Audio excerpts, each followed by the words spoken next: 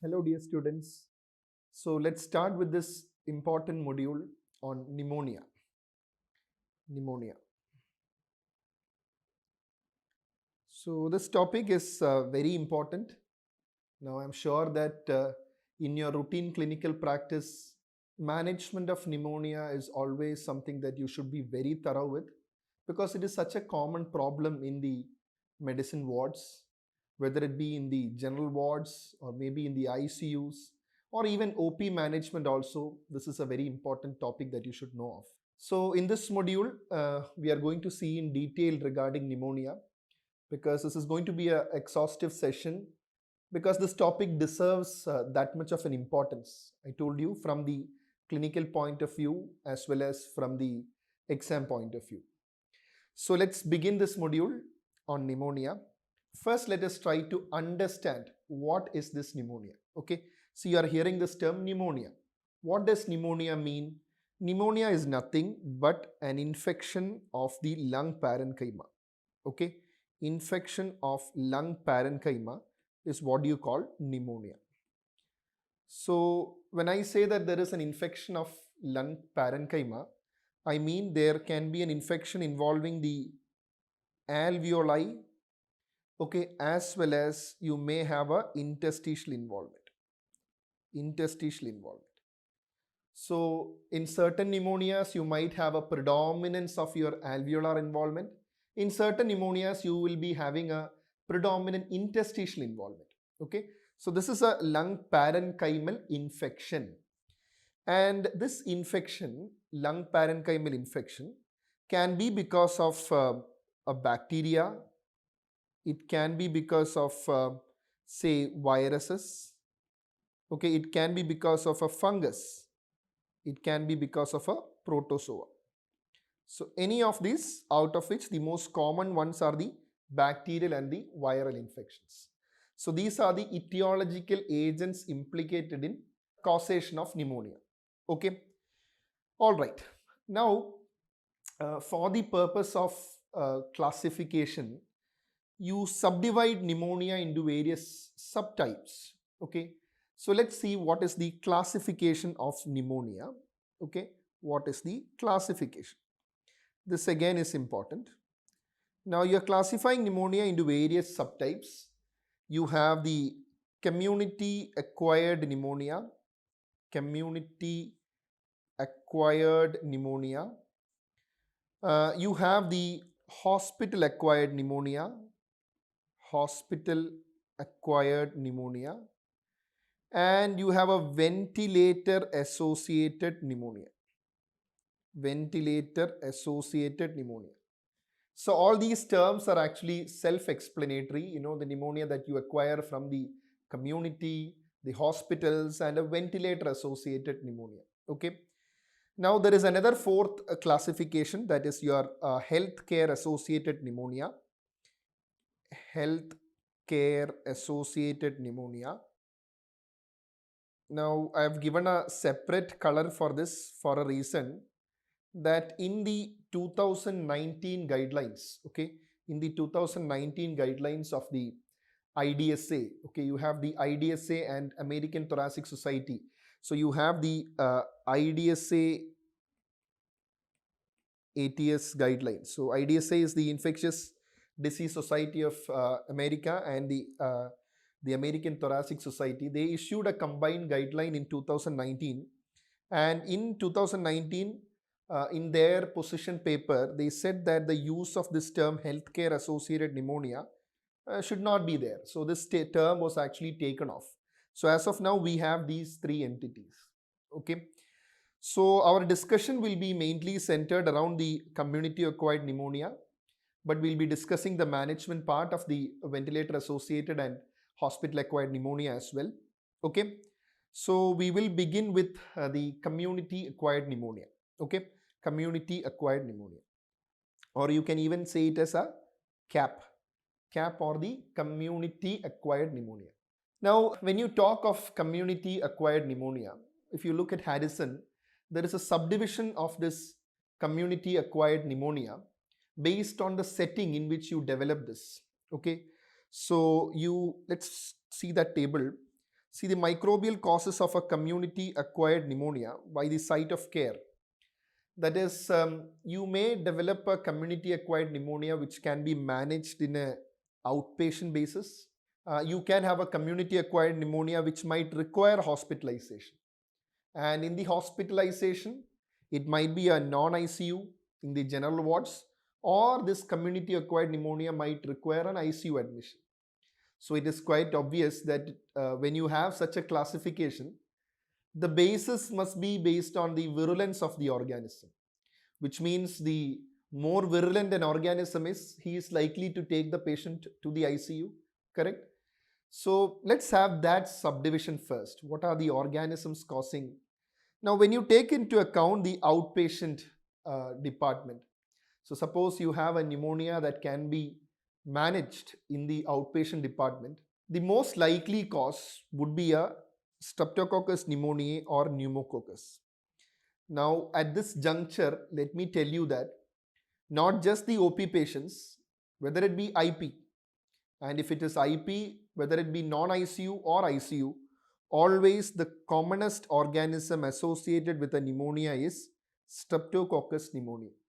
This is one very important multiple choice question that you have got to know, because it is not that when it comes to the ICU setup, or maybe a virulent pneumonia can take you to the ICUs, as well as it is something that can be managed in the OPD as well.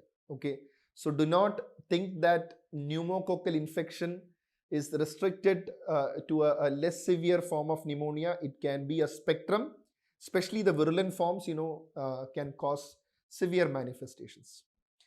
Now, in the outpatients, you can have, in addition to pneumococcus, the second would be Mycoplasma pneumoniae, okay, which again is an organism that can cause pneumonia with some atypical features as well. We'll discuss that. You can have H. influenzae, you can have chlamydia pneumonia, as well as the respiratory viruses.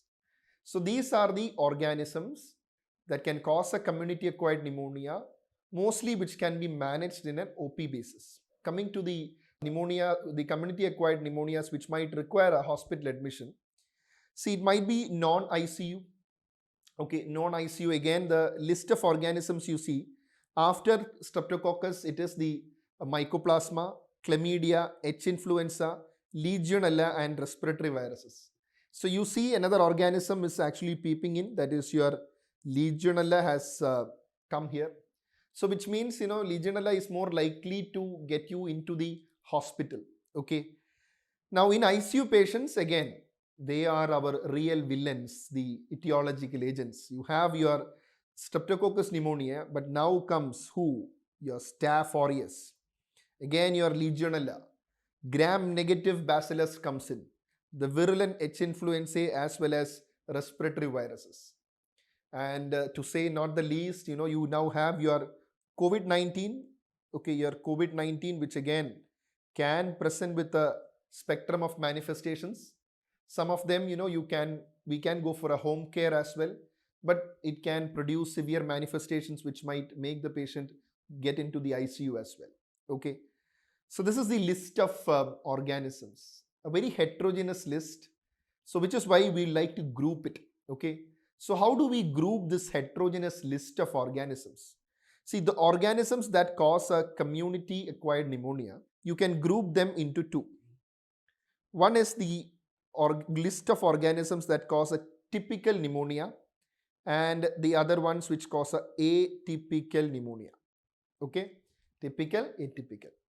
Now, typical pneumonia, the organisms, the most common one is going to be your Streptococcus pneumoniae or the pneumococcus, that is the common one. You have the H. influenza. You have your Staph aureus. You have your Klebsiella, and you have your Pseudomonas as well. So these are the organisms. So remember, Pseudomonas also can produce, okay, and that can also get the patient, it's most often, since the Pseudomonas is not a soft organism, it is likely to produce severe manifestations. So these are the organisms that can cause a typical pneumonia. Now coming to atypical pneumonia, as the term indicates, it should have some atypical features. So atypical features means, per se, when you want to divide it typical versus atypical, the organisms which cannot be routinely cultured in a culture media, okay, or which cannot be obtained in a gram state, they are the ones which you would group as the atypical group. Of course, they have some atypical features as well, but that is there with any organism. See, you have a typical pneumonia group. Do you think always a pneumococcus infection would behave the same like a staph infection? No, because if you take into account staph infections, they're likely to produce certain complications like, say, cavitations. Okay, so cavitations or pneumatoceles. So cavitations and pneumatoceles are more common with your Klebsiella pneumonia and Staph aureus. So the atypical group would include the organisms like, you have your Mycoplasma, the Chlamydia pneumoniae, then you can have your Legionella, Chlamydia pneumonia, Legionella. Then the various viruses like your adenovirus, the respiratory syncytial virus, maybe you can say your COVID-19, okay. So your influenza. So all these are atypical pneumonia causing organisms. That is how you would like to subgroup into the typical as well as atypical organisms. Very clear. The organisms causing a community acquired pneumonia. All right. So again, let me tell you once again, the most commonest organism will be the pneumococcus, okay, causing a community acquired pneumonia. Now, see, when you divide this into a typical as well as atypical, you should always know that, see, certain, when you want to treat, when it comes to practical aspect, when you want to treat a pneumonia, you are more concerned whether this is the pneumonia is caused by an organism which is drug resistant. As you know, in the world of antibiotics, the buzzword is the antibiotic resistance. So you have a lot of antibiotic resistance developing, and you are always concerned if a particular pneumonia is caused by a resistant organism or not. So the point that I'm coming to is that, when do you suspect that, okay, this could be a colonization by an organism which is, say, drug resistant? So there are certain high risk factors that you should take care of, okay, so which will give you an indicator. It is not that the mere presence of one high risk factor tells you that this is going to be a resistant organism, but when you have certain risk factors in combination, maybe 2 or 3 risk factors in combination, you have a fear this could be a resistant organism that has caused the pneumonia. So again, I take your attention to a table in Harrison. So this is the table that shows the risk factors for pathogens resistant to the usual therapy for community acquired pneumonia. Okay. So what are those risk factors? You have certain risk factors for the multi-drug resistant gram-negative bacteria and MRSA. You have certain risk factor for nosocomial MRSA, and you have some risk factors for community acquired MRSA. So again, just you should have an overview on what are these risk factors, because when it comes to MCQs, you might be given certain clinical scenarios in which the examiner would hide these risk factors in the long question, and it is up to you to figure out, okay, this is likely, I'm dealing with a resistant organism, okay. So because of which your idea should be very clear on how and what are these risk factors, okay. So see, if you have a hospitalization for more than 2 days in the previous 90 days, so that is in the last 3 months, if you have had a hospital admission, so which it is likely that your hospital admission, if you have a hospital admission more than 2 days, it should be for a reason.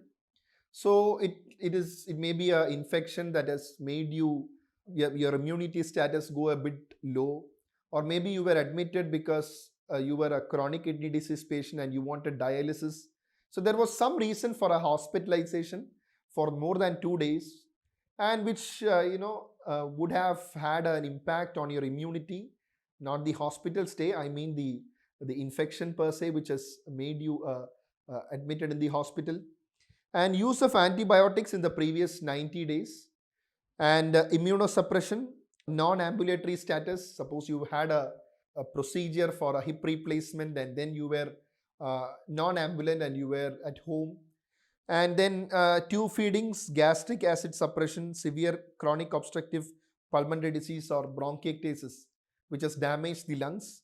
Again, the first two are the same, which I talked about earlier. Then chronic hemodialysis, and if you have a documented prior MRSA colonization, that is maybe a couple of months back you were admitted for an infection and it was found that you have an MRSA infection. So such individuals, again, the likelihood of having a recurrent MRSA infection is high. Okay, naturally his immune status is compromised. And congestive heart failure, gastric acid suppression, because when you have a prolonged gastric acid suppression, colonization by organisms in the gastric mucosa, then you might have some gastric reflux as well. So then there is a chance of recurrent aspirations leading to pneumonia.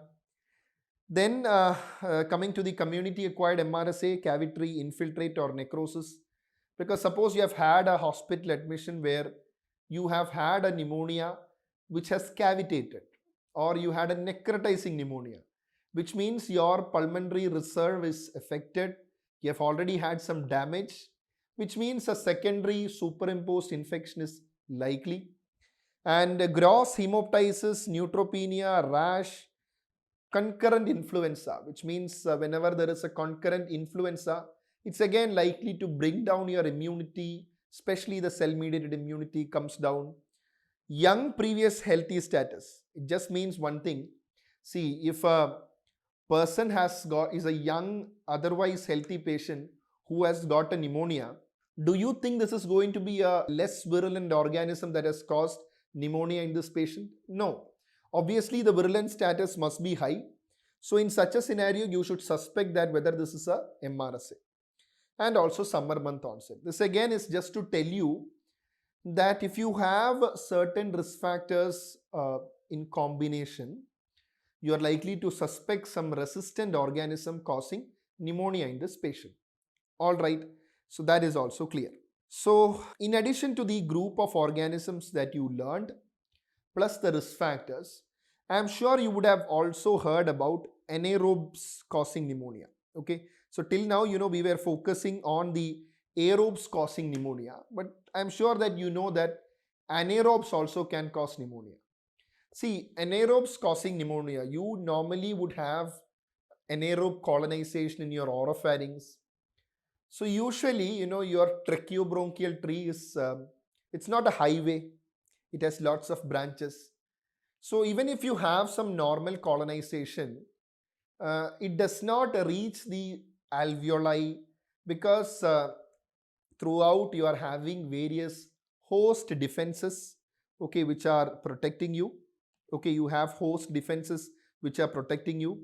And when you have host defenses which are protecting you, the organism does not gain access to the alveoli, which means suppose you have a oropharyngeal colonization, and even if you have a bit of secretions, just going down your respiratory tract, you have all these cilia that is protecting you, that is trying to, kill the organism, which is likely to produce an infection. So you have all the host defenses. Now what happens is that if for some reason it is able to evade all these defenses, come through the tracheobronchial tree to the alveoli, even then what happens is that in the alveoli you have the pulmonary alveolar macrophages. Pulmonary alveolar macrophages. So these macrophages, they are very powerful, very powerful. So these macrophages again would assist in killing this harmful organisms.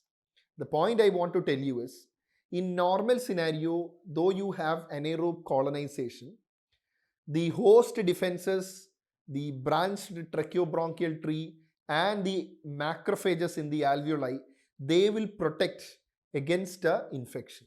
But anaerobe infection can occur in certain scenarios, like when you have, suppose you are having a altered sensorium. For some reason, a patient develops a altered sensorium.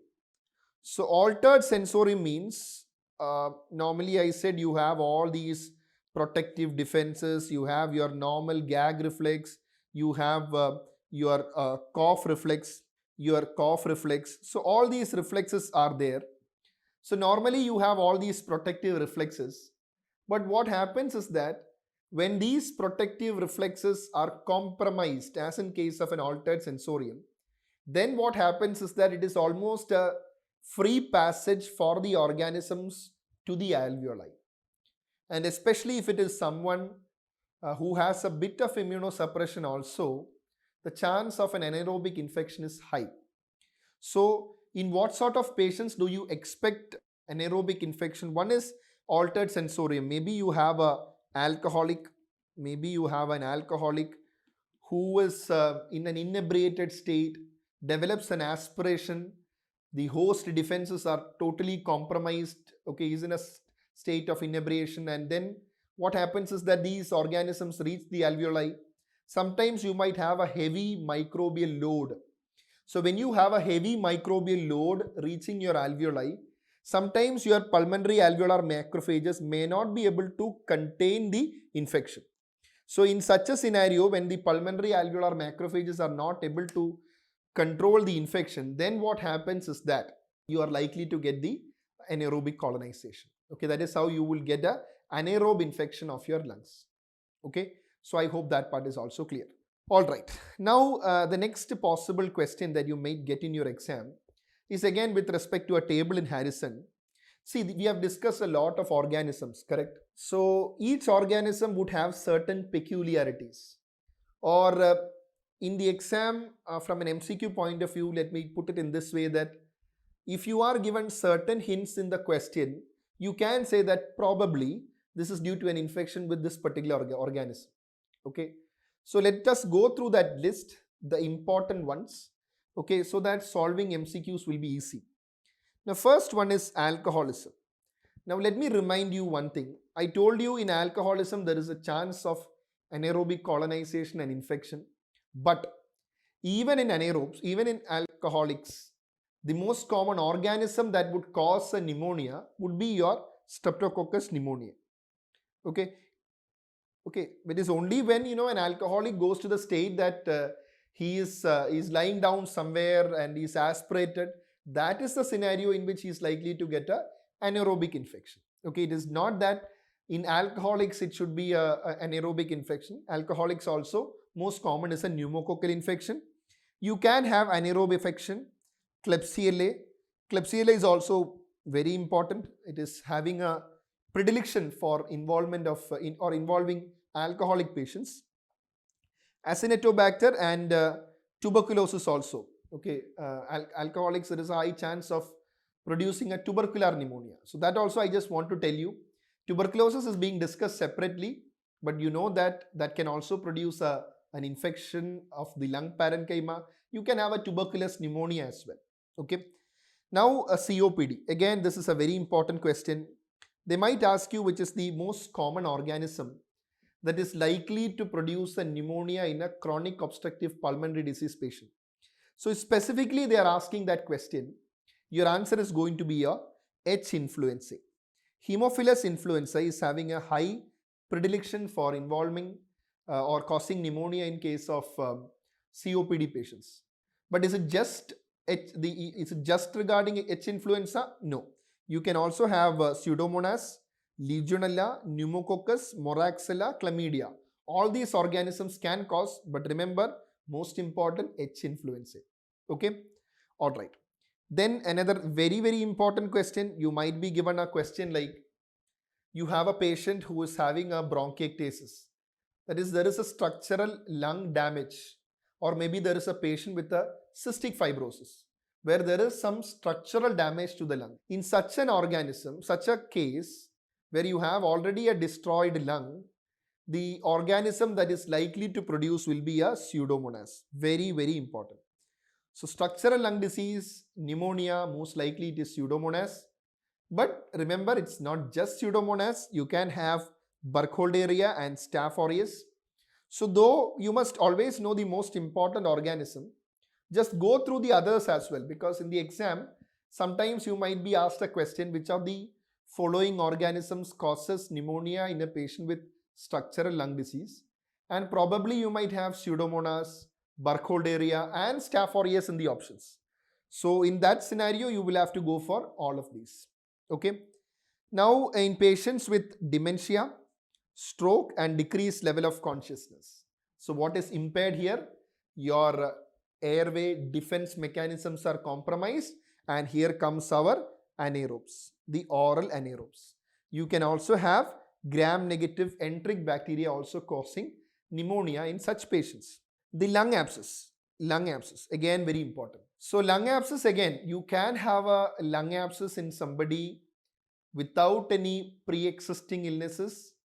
Okay, for example, an alcoholic, again, inebriated state, aspiration, anaerobic lung abscess. Okay, so that is a very common scenario. And that is what you call a primary lung abscess. Okay, but you may also have a pneumonia developing in a patient who has already had a structural disease of the lung. So in that scenario, you can have a community acquired MRSA. Okay, community acquired MRSA. So it is a common organism causing a secondary lung abscess. Okay, already there is some previous structural damage to the lung.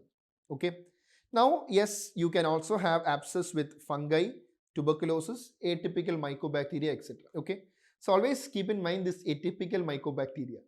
Remember, we studied about bronchiectasis. There also we learnt about atypical mycobacteria causing an infection. So keep in mind they can also produce pneumonia. Then the travels, we see the travel outside, that is less likely to be asked as a question. But again, this one is likely to be asked as a question. In fact, has been asked many times. If you are having a stay in a particular hotel, or maybe you are traveling in a cruise where you have a closed probable circulation and you have air conditioners. So whenever you have a closed environment and there is a air conditioner going around, so in such a scenario, that is when you should suspect Legionella. And Legionella is it is a cause of an atypical pneumonia. All right. Then exposure to bats, again a single liner, maybe a few factual MCQs also you can expect. So histoplasma is well known to produce infection after exposure to bats. Exposure to birds, Chlamydia psittaci. Now remember this, I already told about Chlamydia pneumoniae in the atypical organism group, but this is the Chlamydia psittaci. So these are organisms which you will consider in certain special scenarios. They are not organisms that are going to cause say routine pneumonias. So in your exam also, don't think that just because a patient is having a bird at his home, he is likely to get a psittacosis. Okay, it is only in certain special scenarios you would think of these rarer organisms. Then exposure to sheep, goats, you will think of Coxiella. And when you think of rabbits exposure, it can cause Francisella tularensis is the organism that can cause. Now all these last ones is again probably can be asked as factual questions. I cannot totally rule out this being asked as a question, because some examiners might be interested in such fancy questions. They might ask you pneumonia in somebody who has got exposure to a rabbit, so Francisella tularensis. So it may be asked as a question, especially since this is a table given in Harrison. I feel always any table that is given in Harrison is always high yielding, so you have got to learn that. Okay, all right, so that much you have learned. So far we have learned in detail regarding the etiological agents, correct? No, we were discussing regarding the probable etiological agents causing the pneumonia and how they are different from one another. Okay, and probably one more point you can just add on is that a pneumonia that is likely to present with hyponatremia, okay, as a clinical feature is again Legionella. So does that mean that the next patient that you're going to see in your wards with a pneumonia having a sodium value of 132 is going to be a Legionella? It's not that. But if you have a atypical presentation of a pneumonia in which you have not been able to demonstrate any organism, and you find that the patient is having a significant hyponatremia, maybe 118 milliequivalents per liter, so in that scenario, you would consider a Legionella pneumonia. Okay, so which is why there is always a danger when you learn for entrance exams, because sometimes certain facts can get imprinted too much on your mind, so that when it comes to the actual scenario, you might think more of rarities. Okay, so the more you learn, the more rarer diseases you know, and yes, you might think of the possibility of rarer diseases. I'm not saying that you should not think of such diseases. Definitely, yes. But every time, the beauty of clinical medicine is that common things are common. So, always in a clinical scenario, think in the normal sense first. And it is only after that, you think out of the box. Okay. But don't straight away jump out of the box, and then, when you come back in, it might be late. Okay. So, always in this particular module, let me tell you one thing: common things are common. Okay, and always approach patients with a clinical sense and a logical sense also. So I think there is always a balance between your clinical sense and a logical sense, because only then that you would be able to treat the patient in a logical manner. Because when it comes to clinical management, see, any disease that you learn, at least many of them would have some or the other guidelines, but guidelines are just to guide you. Okay, it is not that you have to evaluate only as per the flowchart in Harrison. Certain scenarios might require you to be more aggressive. Okay, because if you have a patient who is admitted with a severe life threatening illness, the time in your hand is less. So in that scenario, you cannot be a, say, somebody who is very slow. You cannot be a Rahul Dravid there. You have got to be aggressive. Okay, so you've got to be a Tendulkar or a Sehwag or a Dhoni. Okay, so you've got to be a bit aggressive there. So it depends on the clinical scenario as well. All right. Okay, so far we learned regarding the organisms in the organism list. And now let's see what is the actual pathology that happens. See, in pneumonia, I told you there is an infection of the lung parenchyma. And the infection of the lung parenchyma can produce exudation. Okay, and the alveoli may be filled with exudates. So let me tell you straight away, there are two types of pneumonia that you can think of. One is your bronchopneumonia and lobar pneumonia. So as in this picture, I've taken this from Robbins.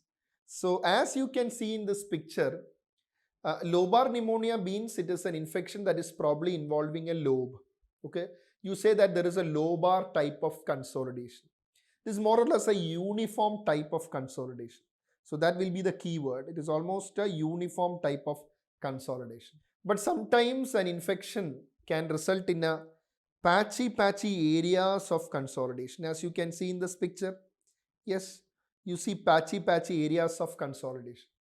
So that is what happens in a bronchopneumonia. So in lobar pneumonia, it is primarily a alveolar disease. But in case of bronchopneumonia, you can have affection of your bronchi as well. Okay, yes, alveolar affection plus a bronchi affection. So you can have a bronchopneumonia as well as a lobar pneumonia. So just again a picture from Robbins, again, which compares the two types of a pneumonia, that is your bronchopneumonia and a lobar pneumonia. You see, this is the autopsy specimen. You see, it is almost like a consolidation. So this is actually a more severe form. Do not think that all lobar pneumonias are like this. This is actually involving the whole lobe. So lobar pneumonia doesn't mean that the whole lobe has to be involved. It is just a pattern of involvement, a uniform consolidation. So this is actually a lobar pattern, okay, lobar consolidation. Whereas the others where you have all these patchy areas of consolidation, that is a bronchopneumonia. Bronchopneumonia. Okay, all right. So what happens is that the disease, I said, primarily is at the alveolar level, correct? No, it is primarily at the alveolar level. see, you have the alveoli here, and you have the capillary, pulmonary artery. This is the pulmonary capillary level and the pulmonary vein level. And what happens in pneumonia is that, see, there is some infection of the lung parenchyma. And what happens is that there are certain stages through which the disease pathogenesis proceeds. And you have got to know that. So, and these particular stages which I am going to describe is classically described in case of a lobar pneumonia. Okay. So, we are going to see the stages in the pathogenesis of a lobar pneumonia. So, the first stage will be a stage of congestion. Stage of congestion. Okay. Second stage is the stage of red hepatization. Red hepatization. And third is a stage of gray hepatization. And finally, you would have a stage of resolution. So what are these stages? These are the stages through which a lobar pneumonia would progress. See, stage of congestion means this is the stage where you have the, normally you would have this particular part, okay, the alveolo-capillary membrane, correct, no? You have the alveolo-capillary membrane. So what happens is that in the stage of congestion, you have got a leaky alveolo-capillary membrane. You have got a leaky alveolo-capillary membrane. The membrane is very leaky. And when you have a leaky alveolo-capillary membrane, what happens is that you will have the integrity of the capillaries would also be affected. So there will be a flow from this endothelial cells of the capillaries. You have the proteinaceous fluid which reaches the alveoli. Okay. So in the stage of congestion, you have proteinaceous fluid.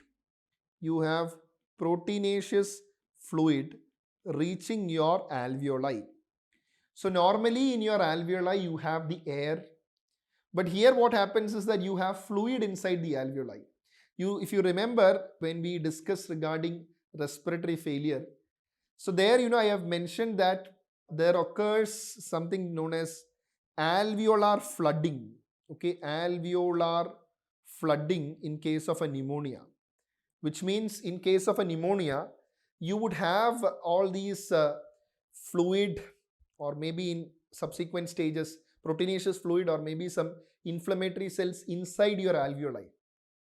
So previously your alveoli was free, it was full of air, but now you have all these fluid, and subsequently the inflammatory cells will come in the subsequent stages. So it's almost like a alveolar flooding. So that is what happens in the stage of congestion. Proteinaceous fluid, a leaky alveolo-capillary membrane, proteinaceous fluid, alveolar flooding. And then comes the stage of red hepatization, which means it's got to do something with the red, which means RBCs. So what happens is that in addition to the proteinaceous fluid, you also would be having RBCs and your neutrophils, the polymorphonuclear leukocytes. So these would also gain access to your alveoli. Why does it gain access? Because the alveolo-capillary membrane is leaky. It has gained access to the alveoli. So that is the stage of red hepatization. See, why do you say it is hepatization? You're talking of lung. Why bring in liver here? See, normally, the alveoli the alveoli is filled with air. But in pneumonia, what happens is that it is like your lung parenchyma is solidified. Correct, no? There is a solidification of lung parenchyma. There is a solidification of lung parenchyma. So which means all your exudates, the inflammatory cells will be filling up. So because it is from the normal pneumatic phenotype of a lung where you have air, it is almost like it is becoming a solid organ, at least in that particular part. So that is why you coin this as a red hepatization. Okay. And then suppose the infection is relatively controlled, it goes to the stage of red hepatization, where you do not have further RBCs coming into the alveoli, Yes, but you might have the breakdown products of the RBCs plus your polymorphonuclear leukocytes. So in this particular stage, what you are having is you are having the breakdown products of RBCs like your hemosiderin, breakdown products of RBCs, plus again you have your polymorphonuclear leukocytes. So that is what you have in the stage of gray hepatization. And then it goes to the stage of resolution, where your pulmonary macrophages would be able to contain your infection.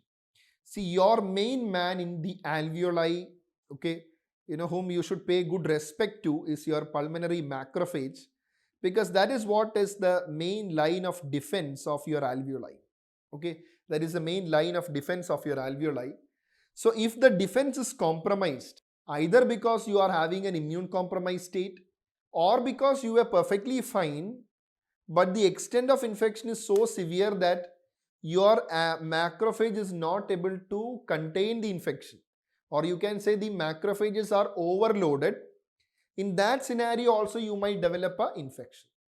Okay, so if the alveolar macrophages are able to contain the infection, it will go to resolution. However, if the disease process is very severe, okay, it will not go to the red hepatization and the stage of resolution. You can have complications developing. You can have necrosis. Okay, you can have necrosis. You can have cavitation. You can have pneumatoceles. You can have empyema developing in. Okay, you might have abscess. So that is when all the complications set in. And that is when you say this is a complicated pneumonia. Okay. On top of a pneumonia, you might have any of this. You say this is a complicated pneumonia. Okay, which is very important. So that is the usual time course of events in case of or the progression of events in case of a lobar pneumonia. Okay. So I hope that part is very clear. Okay. So you have understood so far what is pneumonia, what is the whole list of organisms that can cause pneumonia, and MCQs pertaining to each individual organism, and again what is lobar consolidation, what is bronchopneumonia, and what are the stages through which pneumonia can proceed to. Now let's see the clinical features of pneumonia. Okay, how do they clinically present? Okay, so that is very important. Okay, clinical features.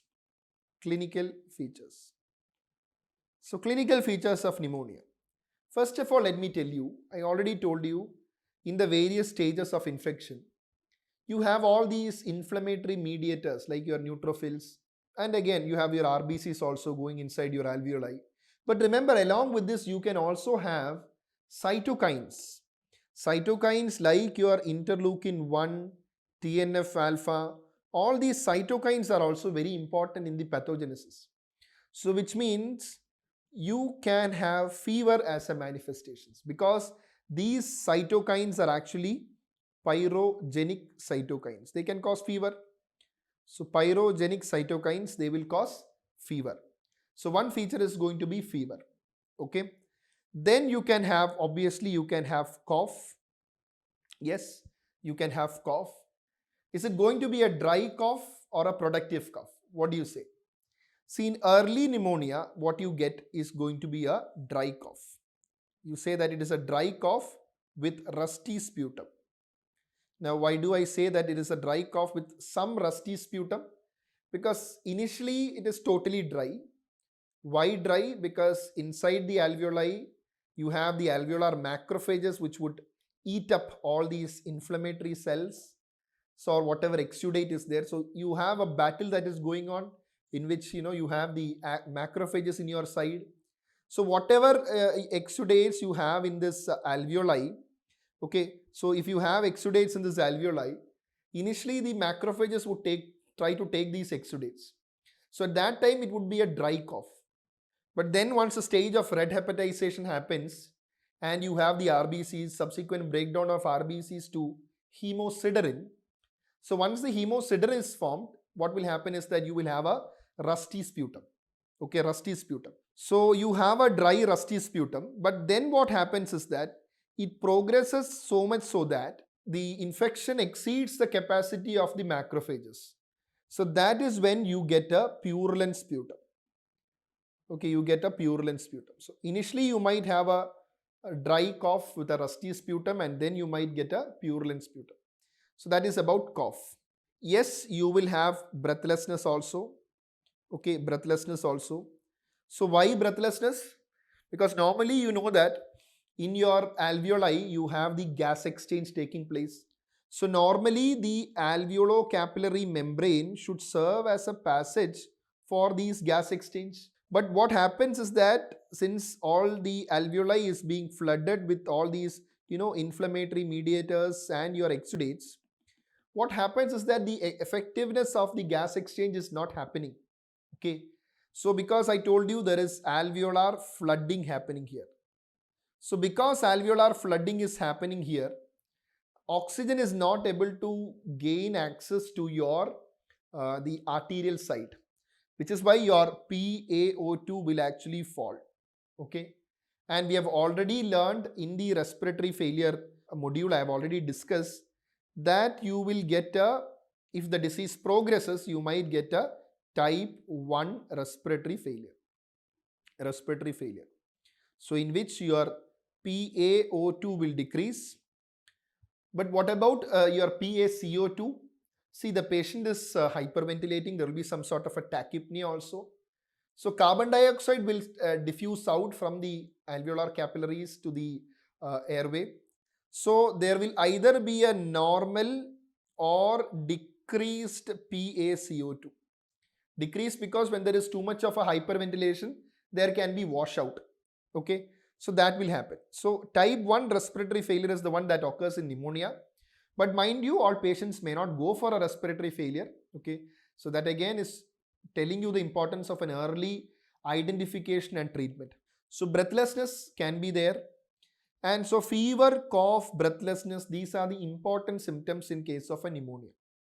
But in addition to this fever, cough, breathlessness, you may also have certain atypical features. Okay, which means you might have chest pain as an atypical feature, because when you have a pneumonia that is involving your lung parenchyma, if your adjacent pleura is also involved, that is whenever there is a pleuritis, you might also have a chest pain also. And also if you have a basal pneumonia, okay, involving the basal lung segments, you may get some abdominal pain as well. Some abdominal pain, some nausea, some vomiting may also occur as atypical features. And again, certain pneumonias are very well known to produce certain atypicalities, like your mycoplasma pneumonia. So mycoplasma pneumonia is often referred to as a walking pneumonia. Walking pneumonia because, see, it is predominantly producing an interstitial involvement. I told you certain infectious agents would cause an alveolar involvement predominantly. Certain would cause an interstitial involvement. So mycoplasma, chlamydia, the viruses, all these predominantly produce an interstitial inflammation or an infection. So in such a scenario, it is the interstitial infiltrates that you would see. And in case of mycoplasma, the patient will not be that much symptomatic. So you might have a patient who is presenting to you without much symptoms, but his X-ray might tell you that he is more symptomatic. That is, radiologically, it might be like he has diffuse interstitial infiltrates bilaterally. But again, symptom-wise, he might be walking to your OPD. He might not be having any severe breathlessness, maybe mild degree of breathlessness, but that again, when you compare with the radiology picture, it might not be that much symptomatic. Okay, radiology, it's again maybe diffuse infiltrates you can see. So that is walking pneumonia.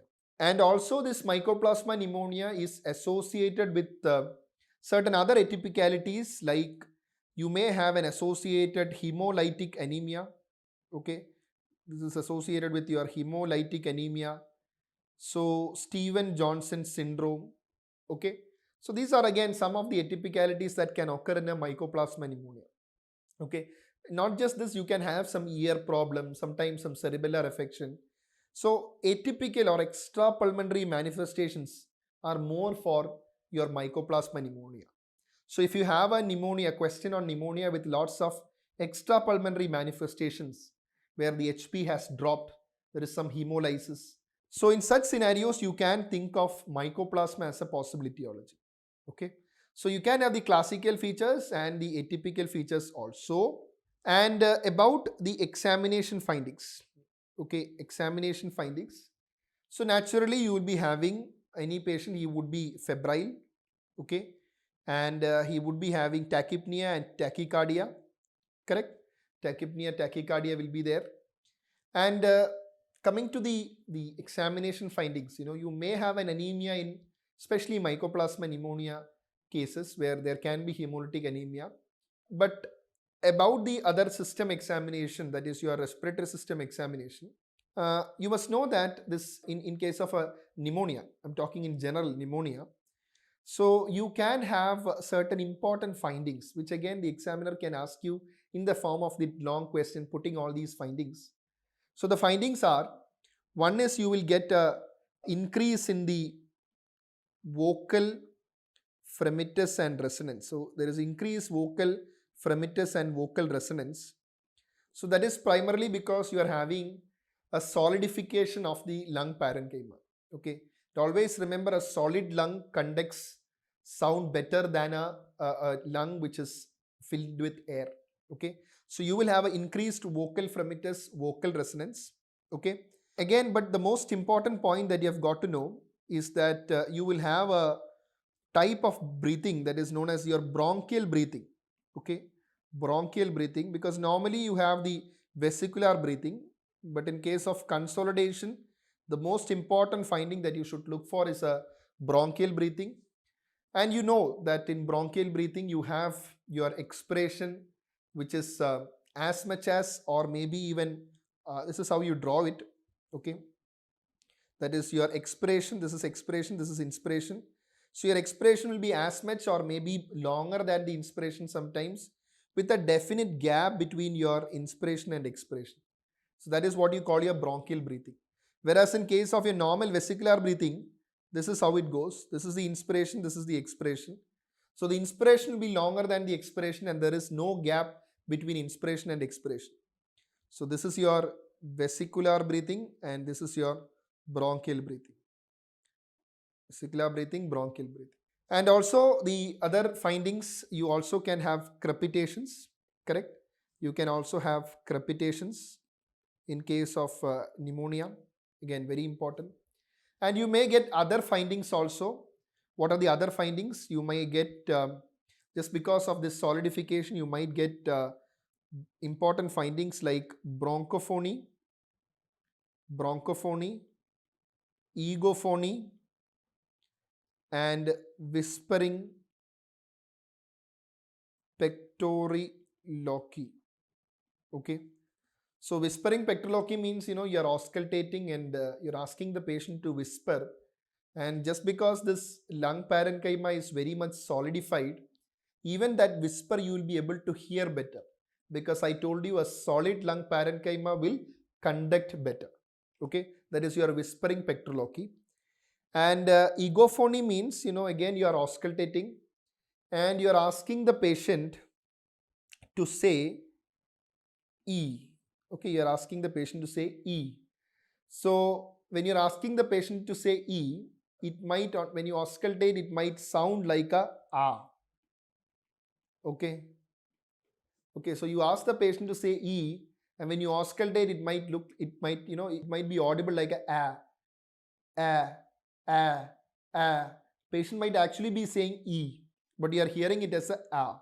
That again is because of the consolidation of the lung parenchyma. And again, bronchophony is also because of the consolidation of lung parenchyma. And all these features are again a reflection that a solidified lung is better conducting than a lung which has lots of air. So that you have got to keep in mind. So these are the important examination findings that you will get in a patient with a pneumonia. But always remember one thing. Sometimes a pneumonia may be associated with a para-pneumonic effusion, which is not rare. You may have a parapneumonic or a reactive effusion associated with a pneumonia. And if you are having a parapneumonic effusion, then some of the auscultatory findings might differ. You might not be able to demonstrate an increased vocal resonance or a vocal fremitus, or you might not be able to demonstrate the egophony, bronchophony, whispering pectoraloquy. Okay, so that happens when you have a parapneumonic effusion that has set in. Okay, so that is very clear. So you have learned regarding the examination findings in case of a pneumonia as well. Okay, all right. So now we will go to the the risk stratification in case of pneumonia. Okay, suppose you have got a patient, you have a patient in front of you. So suppose you have, this is a COVID times, so you have got to prioritize your admissions. So do you have any scoring system to prognosticate? Okay, it is primarily not meant to institute an antibiotic therapy. This is meant to prognosticate patients into groups. So for that you have a scoring system that is known as a curb 65 scoring system. Curb 65 scoring system. So what is this curb 65 scoring system means? There are certain parameters in this scoring system. C stands for confusion. U stands for your blood urea nitrogen, which is more than 20 milligram percentage. R stands for your respiratory rate. So each is given a point of 1. Okay, 1. So respiratory rate, if it goes more than 30, and if your blood pressure, if the systolic is less than 90, systolic is less than 90, and your diastolic is less than 60. So it is or systolic less than 90 or diastolic less than 60, you will go for again 1 point. So C, U, R, B, and then finally you have age more than 65 years. Age more than 65 years. Here again you will give a point of 1. So 1, 2, 3, 4, 5. Okay, total 5 points. Now you will look for the curb 65 score in a particular patient to decide on whether this patient requires admission or not. Okay, because definitely you have got to prognosticate, because only then you would be able to decide which patient requires an inpatient care and maybe parenteral antibiotics. Because remember, all cases of community acquired pneumonia are not managed in the same way. You have differences. So you see here, if the curb 65 score is 0 or 1, you can manage it on an OP basis. Okay, because the organisms that has caused it, we are assuming that these are the ones which have caused pneumonia, which can be managed at an OP basis. If it is 2, you can again consider a hospital based supervised treatment, which means it is better to admit that patient maybe in the wards. But if the score is 3 or more, preferably you go for an ICU admission, because 3, 4, 5 all means is belonging to the high risk category. So which means if you have a 65 or maybe a 70-year-old male who presents with a fever, cough, breathlessness, and sometimes hemoptysis also. Okay, certain type of pneumonias, especially if it is necrotizing, that is, it is involving, it is eroding, and it is probably eroding a blood vessel also, it can cause hemoptysis. See, normally in case of pneumonia, you won't get hemoptysis because that is just an infection of the lung parenchyma. There is no destruction that is happening. Whereas in bronchiectasis, there is more likely chance that you might have a hemoptysis also because there is destruction happening. So the point is, if the patient presents, elderly is presenting with some cough, breathlessness, and he is having a deranged renal function test, maybe as a result of a pre-renal acute kidney injury, and you have say this patient who is very much tachypneic also, he is in hypotension also, probably he's developed sepsis. So does this give you some idea? Yes, it gives you the idea that this is a high risk patient. You have got to admit this patient. Okay, so this is again a scoring system which will help you in the prognostication. Okay, so get the patient in if you are having a higher curb 65 score. Now once the patient is in, okay, you have admitted the patient, how will you investigate further? Yes, you have got to go for a complete blood count. So yes, you are expecting a leukocytosis, because when there is a naturally an infection, you might expect a leukocytosis. And yes, the ESR also might be elevated. If you do a CRP, again might be elevated. Okay, so you do a complete blood count. Along with that, it is definitely necessary that you go for a renal function test, liver function test, because see, at the end of the day, pneumonia is a systemic illness. So which means, it can produce multi-organ dysfunction if it is untreated. So you have got to pick up whether there is some acute kidney injury that has already been there in this patient. So you have got to go for a full blood investigation, and then you can go for a sputum study. So sputum study, you can go for a gram stain. You can go for a gram stain. You can go for culture, and especially yes, COVID. If you are suspecting, you should go for a RT-PCR also. Then regarding blood culture, see, the yield might not be that great unless the patient has had a true systemic involvement. It's like it is a pneumonia progressing to a septicemia.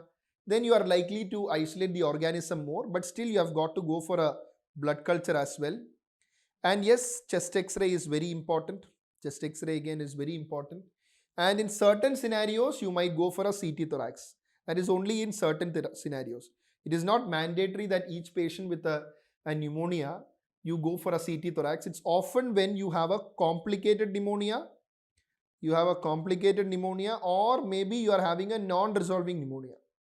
Non-resolving pneumonia, which means, you have started your management, but still, the patient with antibiotics, but it is not getting resolved. So let's now have a look at few of the chest x-rays. So see, what do you see here? See, in case of consolidation, okay, in this chest x-ray, consolidation would appear bright, okay, in a chest x-ray. And you can see there is obviously a region of consolidation that is predominantly involving the right middle lobe. And so this is a right middle lobe consolidation. Okay, right middle lobe consolidation. So there is another point that I want you to know, okay, which you might have learned in your radiology lessons as well. Especially when you have a right middle lobe consolidation. See, are you able to appreciate the margins of the cardiac borders on the right side very much? No. So it is slightly obscured. So this is what you call the silhouette sign, because the cardiac silhouette is obscured by a right middle lobe consolidation. That is what is called a silhouette sign. Okay, very clear. It's called a silhouette sign. Important. Now, next point, you see here, as you can see, yes, there is definitely, consolidation is there. Okay, lobar consolidation is there. So, see, along with this consolidation, another point, I just want you to, I'm showing you this picture primarily for that. You see the white arrow, you can see that there is a region like this where you can see the air. Now I'll just take it off. You can see air within the area of the brightness, okay, or in the region of consolidation.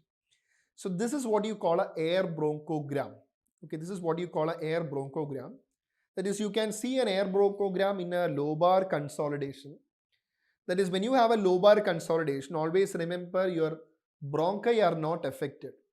So you have all these tracheal generations in the tracheobronchial tree. So you know that the bronchi are affected, so the bronchi will be having air. So the consolidation is primarily because the alveoli is filled with fluid. So you will have air inside the bronchi, which can be appreciated as the air bronchogram. Air bronchogram. Okay, you have the air bronchogram. Okay, so the red arrow is just showing the region of consolidation. So you have got to know that you can have air bronchogram in case of consolidation. Because see, if it was a case of an effusion, okay, I'm not talking about this case. Suppose if you have in the lower region, you are having a fluid, you are doubting whether this is actually a fluid or is it a region of consolidation. If you see air bronchogram, you can be quite sure that, okay, this is not an effusion, this is going to be a consolidation. Okay, so that again is important. Now next, see this particular patient. Okay, just see the X-ray, and in the setting of a community-acquired pneumonia, what is the finding? So you have got a consolidation. I'm sure that you would have picked that up, involving the right middle zone as well as the right lower zone. But is there something else that you're able to see? Yes or no? See, I'm sure that you would have been able to see the costophrenic angle on the left side, but are you able to see it on the right side? No, which means there has been a blunting of the costophrenic angle, which is probably because there is some fluid here. So this is actually a pneumonia with a parapneumonic effusion. Okay, so in such a, when there is such a fluid collection also in associated with the pneumonia, always remember, as I told before, that can actually interfere with your auscultatory findings. And not just auscultation, when you want to percuss also, this region of effusion would appear stony dull. Okay, because you know that effusion will be having a stony dullness. Whereas in case of pneumonia, you expect a dull note, or you can even call it the impaired resonance. Dull or an impaired resonance is seen in the region of a consolidation. Okay. All right. So always keep in mind the effusion, the parapneumonic effusion that can be associated with pneumonia. Okay. Now another patient with a mycoplasma pneumonia. So this is likely to produce a atypical pneumonia. Here you will have a diffuse bilateral interstitial infiltrates. It's not the typical lobar consolidation that you see here. It is the interstitial infiltrate. You have a AP view as well as a lateral view. So you can see bilaterally there are diffuse infiltrates, okay, in this patient with mycoplasma pneumonia. And yes, this is another patient. I'll first show this X-ray where you have an obvious arrow. But remember, in your exam, you're not going to get these arrows. So this is where, you know, you have an area of consolidation and you have the fissure being pushed down. And this is what is referred to as the bulging fissure sign. Okay, you are having a bulging fissure sign. Now, bulging fissure sign is commonly attributed to Klebsiella. It is commonly attributed to Klebsiella because Klebsiella, see, again, it has a predilection to involve the upper lobes, and Klebsiella involvement in comparison to other infectious agents is likely to produce this radiological sign, that is your bulging fissure sign. Okay. All right. So bulging fissure sign, and another MCQ that you can expect is the classical sputum of a patient with Klebsiella. I'm sure you would have guessed by this time. It is called the classical red currant jelly sputum. Okay, it is not current, it is not ENT, it is ANT. Okay, red currant jelly sputum. That is what you see associated with the Klebsiella pneumonia. Okay, very important. So maybe if they give a scenario of a Klebsiella pneumonia in the exam, the scenario might be that of an alcoholic patient. Okay, because we have already seen alcoholics are likely to develop Klebsiella pneumonia. Okay, all right. Now another patient. I told you pneumonia can go in for complications as well. So these are two complicated pneumonias. One here in which you can see the air fluid level. So this is a pneumonia which has on top of the pneumonia there has been an abscess that has developed. Okay, and on the other side it's not actually an effusion because see the trachea is actually central. So this is actually a severe necrotizing pneumonia that has occurred. Okay, severe necrotizing pneumonia in which it is affecting the entire left lung. Okay, severe so these are actually the complications that can develop in a pneumonia. So complicated pneumonia, it is always better that you go for a CT as well. Okay, all right. So the next one, yeah, this is a pneumonia where there is actually a cavitation also in the pneumonia. I hope you can see the cavity as well. And you can see it is that cavity can be demonstrated in the CT thorax as well. So he was treated with antibiotics, and in the subsequent follow-up you can see the resolution. Okay, so always, you know, in such scenarios it is better that you go for a repeat imaging also, because sometimes you might feel this is any other bacterial pneumonia which is not responding, there is some cavitation, but actually this might be a tuberculous pneumonia, because you know it can also have cavitation. But yes, certain bacterial infections like your staphylococcus, your Klebsiella can also produce this necrosis, cavitations, pneumatoceles. So again, it is a very tricky scenario because sometimes tuberculous pneumonia can be a masquerader. Okay, you might be treating for a bacterial, it might be a tubercular. Okay, all right. In this case, it was a bacterial because in the follow-up also the consolidation completely resolved and the patient was better. And remember, what about this patient? I'm not giving you the history. Just want to tell you that this is not a bilateral consolidation. This is just the typical bat wing opacities that you can see in case of a pulmonary edema. Okay, so always, when you get a clinical question with a chest X-ray, read the question, read the clinical scenario as well. Okay, otherwise you might jump and write this is a pneumonia, but this is actually a patient who presented with acute onset pulmonary edema, having this bilateral fluffy batwing type of infiltrates. Okay, all right. So this is pulmonary edema and infiltrates. So these are the important X-ray radiology findings.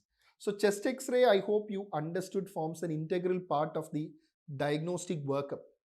But let me tell you some points. That is, see, if you are early in diagnosing a patient, sometimes the chest X-ray can be normal. You might be able to demonstrate some crackles or maybe some bronchial breathing, but chest X-ray initially might not show obvious finding. You are having some doubt. So remember that early cases sometimes X-ray may be normal. And another point is that, see, once you treat this patient, the radiological findings would lag behind the clinical resolution. Now, what do I mean by that? Which means sometimes in spite of your treatment, you have treated the patient and the patient is well. But even after that, sometimes you might have some consolidation. Okay, so keep that in mind. Radiological consolidation can lag behind. Okay, sometimes you can have a 2 weeks or maybe even a 3 weeks delay, because even after the clinical symptoms are gone, you might have another 2 weeks later only the radiology might completely be normal. Okay, so that also you should be careful of.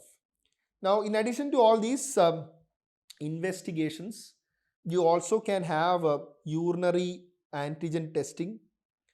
Urinary antigen testing is mainly for two organisms. One is your Legionella, and also for your pneumococcus also you can go for your antigen testing. And also some cases you might go for the PCR testing also. So these are the important investigations that you should do in the workup of a patient with pneumonia. Okay, so I hope that part is very clear. So remember, you can get a lot of questions from these areas in the topics that I have discussed so far. Now coming to the treatment. I'm going to first describe it or discuss the treatment of community acquired pneumonia. How are you going to treat?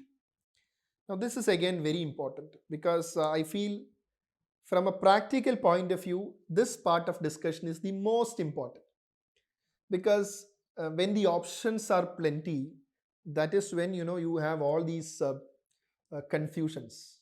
Okay, that is the same rule applies for life also. When the options are plenty, same is here, you have lots of antibiotics available, so that is when you are likely to either under treat or maybe over treat, or maybe put the wrong antibiotic. Okay, your diagnosis might be right, but the selection of antibiotic might not be right. Sometimes your diagnosis might be right, selection of the antibiotic might be right, but the dosage is not right. So you have got to be like, when you treat a case of pneumonia, you have to be very, very vigilant, and you have to apply your mind, okay, especially in the antibiotic selection, because otherwise what happens is that you are knowingly or unknowingly contributing to the development of antibiotic resistance. Okay, so that should be kept in mind. So treatment of community acquired pneumonia. See, I'll be discussing with you two tables in Harrison, okay, on the treatment of community acquired pneumonia. But remember that in 2019 you have the guidelines. This is by the ATS, that is the American Thoracic Society, and the Infectious Disease Society of America, that is your ATS IDSA guidelines. So the previous guideline was there in 2014. They revised it in 2019. So I would be saying some points from these guidelines as well. But so as not to confuse this, first I'll say about the table in Harrison, about the management part, and I will highlight to you only the important points that you should know from the guideline. Okay, so we will not mix both these things. So remember, for the respiratory system also, you have various societies giving various guidelines, which is why you might see a different set of guidelines with, say, the BTS, British Thoracic Society. So guidelines can slightly differ between the various bodies, but again, in general, it would be almost similar. Okay, there can be minor variations. So let's see it from Harrison.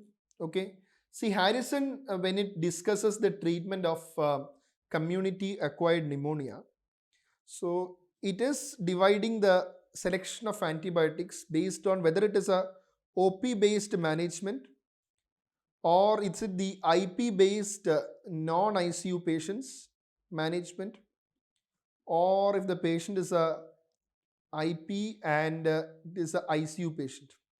Okay, that is how they have divided. The same rule applies to the 2019 classification also. There is a slight difference which I'll tell you. See, OP based means the selection of antibiotics depends on, okay, so we are dealing with the outpatients treatment. Okay, selection of antibiotic in a patient in whom you are deciding to treat on an outpatient basis. You're not admitting, you are treating on an outpatient basis. Maybe the curve score is very less, maybe 0. So if the curve score is less, you can decide on treating on an outpatient basis. In such a scenario, the selection of antibiotic would depend on whether the patient is previously a very healthy individual and for the past 3 months he has not received any antibiotics, versus a scenario where he is an individual with comorbidities like a chronic kidney disease patient on dialysis. Okay, or maybe he has got antibiotics in the last 3 months, which means he is likely to develop some antibiotic resistance because he has already received a recent antibiotic course. So the treatment depends upon that. Now, if you have a perfectly healthy individual, okay, developing a pneumonia, in such a scenario, the choice of antibiotic can either be a macrolide. Okay, so this macrolide again can either be a clarithromycin or a azithromycin. Clarithromycin or azithromycin. The guidelines do not favor one agent over another, clarithromycin and azithromycin, or you can have doxycycline. Now, you might ask me, then what about beta lactams? Don't you give beta lactams? The point is, see, the problem with beta lactams is that the atypical coverage is not there. Okay, if you have a mycoplasma, if you have a chlamydia, that will not be covered. Whereas if you have a macrolide or a doxycycline, you are able to combat both. Okay, the typical group as well as atypical group, which is why you have not included the beta lactam. But let me tell you one thing. In the 2019 ATS IDSA guidelines, they have added amoxicillin as well. Okay, they have added amoxicillin back, which means you can go for amoxicillin also, a plain amoxicillin also, for managing a patient on an outpatient basis with a pneumonia.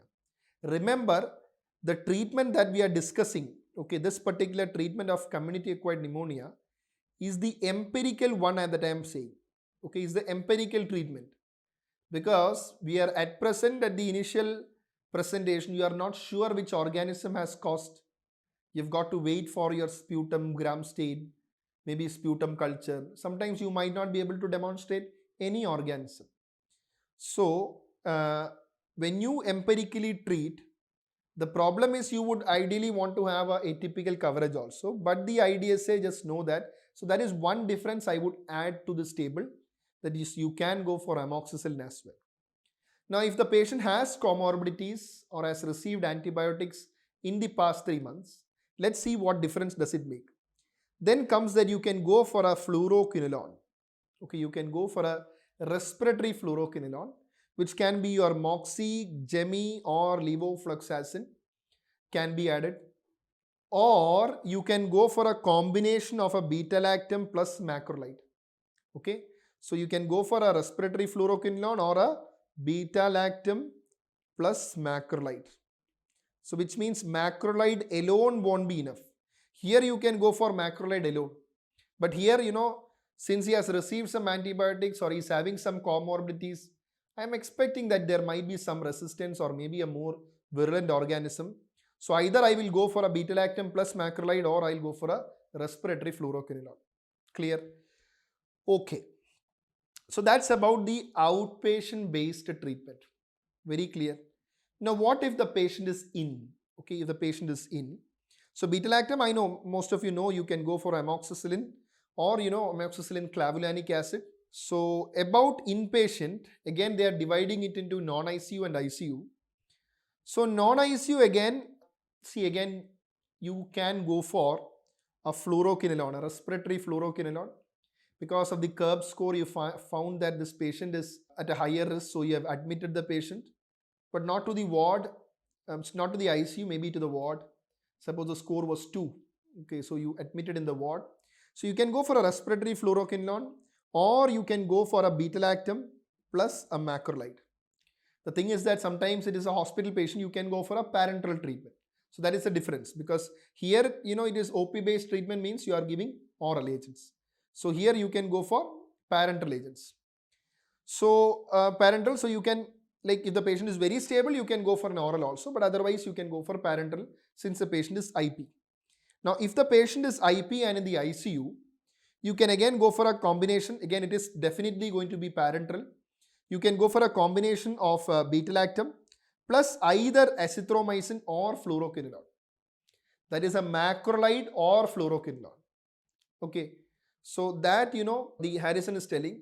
But I'll just, keep this in mind. When we come to the guideline, there is a slight difference, which I'm going to tell you. Okay, for the time being, you remember this. Understood? Now let's see what this IDSA has got to say. So IDSA, just actually comparing with the previous guidelines. So this is the 2019 guidelines. So the recommendation is that, okay, they have listed several recommendations. I'm going to tell you about the 2019. We are not going to discuss the 2007. It is just that they want to make a comparison between 2007 and 2019 guidelines. Okay. So let's see this. The sputum culture. Previously, they said, the 2007 guidelines said, sputum culture is not very imperative. But now they are specifically recommending the sputum culture. Similar is the case with blood culture. The previous guidelines said, only in severe disease you need to go for that. But here, in patients with severe disease as well as the ones with moderate severity also, you have got to go for a culture.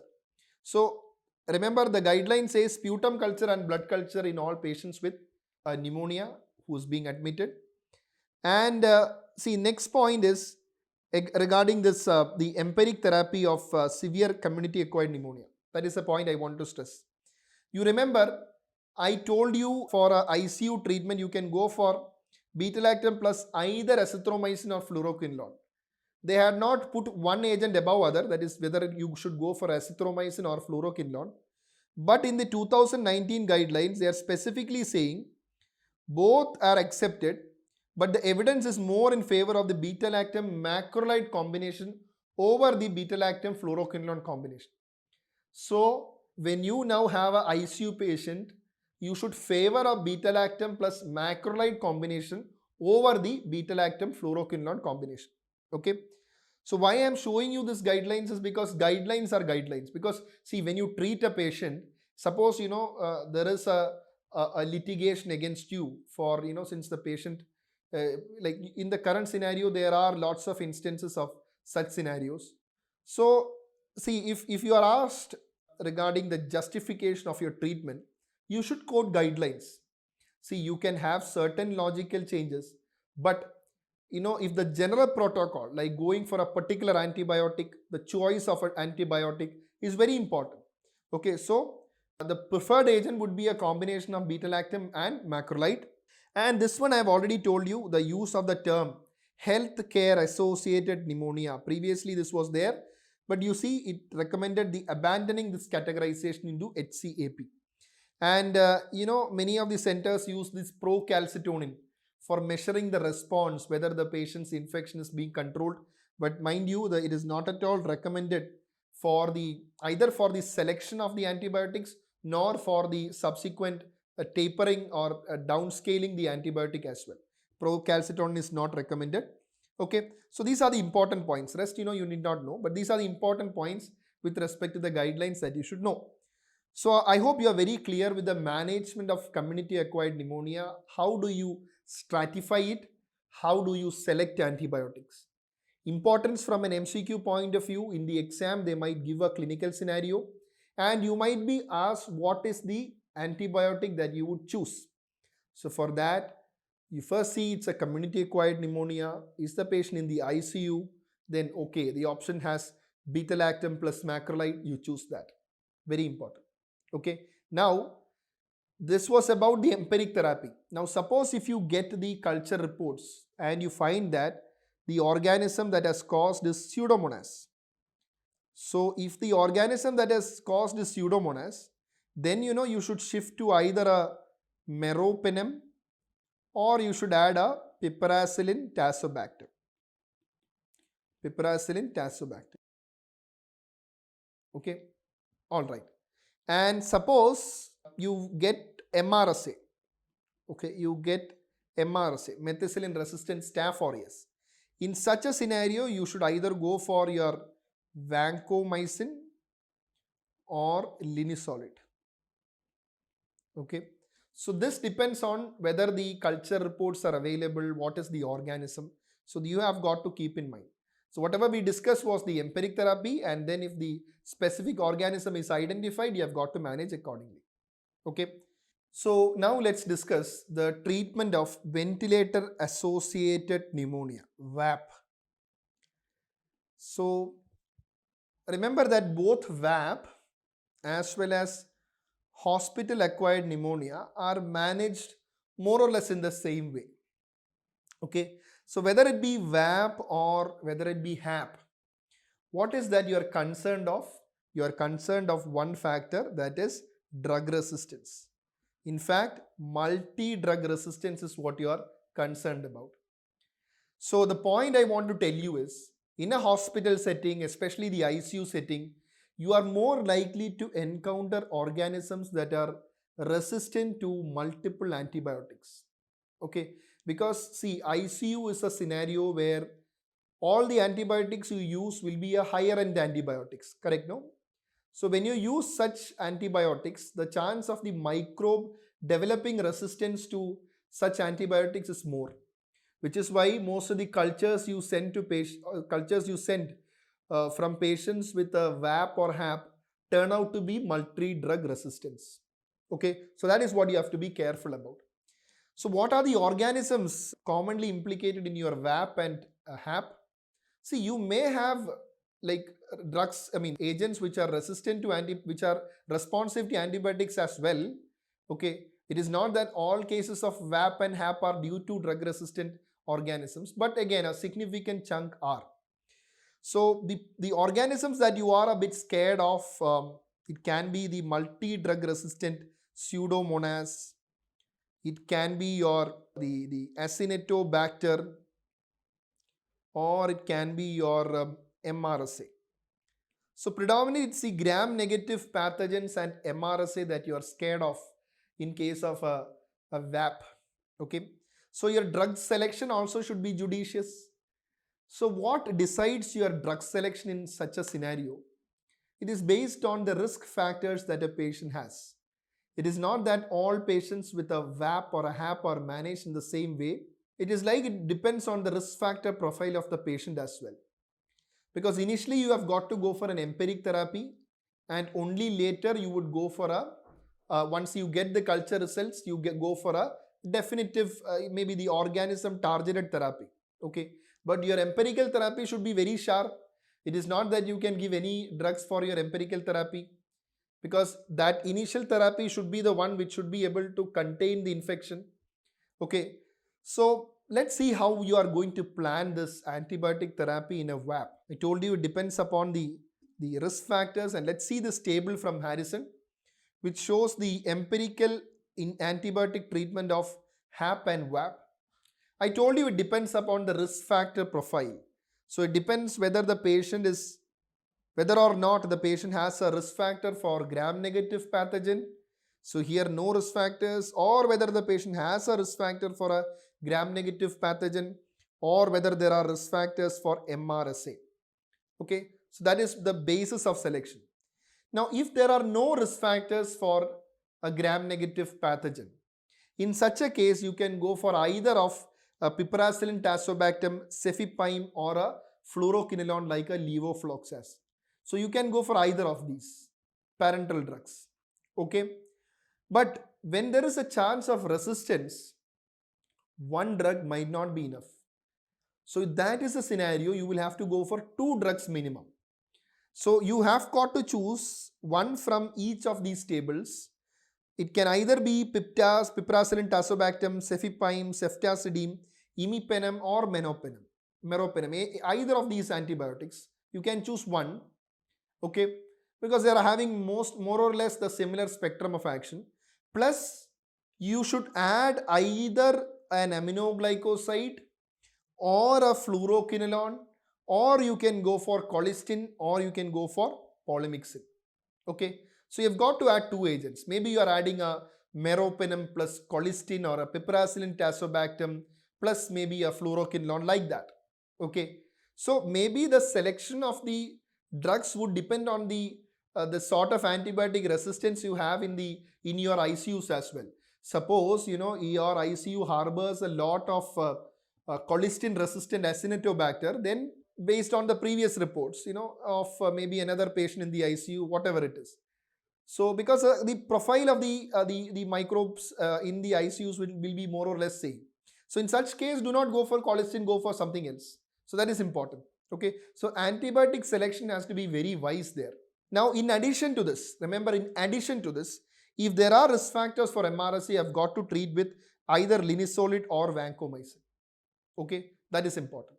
So if the patient harbors risk factors for both gram-negative as well as MRSA, you have got to have a minimum of 3 antibiotics. That should be there. Maybe you are adding a piperacillin tazobactam plus maybe a fluoroquinolone plus maybe a vancomycin or a linezolid. Okay, so that is how you have got to combine your antibiotic. So antibiotic selection is very important.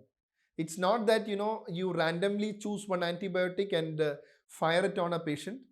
You have got to use judiciously, because otherwise chance of development of antibiotic resistance is high, which is why you have got to be very vigilant, especially when you deal with an ICU patient with a pneumonia. Because if you're not following a good antibiotic protocol in your ICUs, it is likely that the antibiotic resistance will be there, and then you will have that most of the organisms in the ICU associated infections will be multi-drug resistance. You just cannot do anything.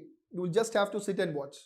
So such a scenario, always be careful. So VAP, empirical therapy, and then if a specific organism is identified, you can adjust accordingly, but you have got to have a very aggressive treatment for your VAP.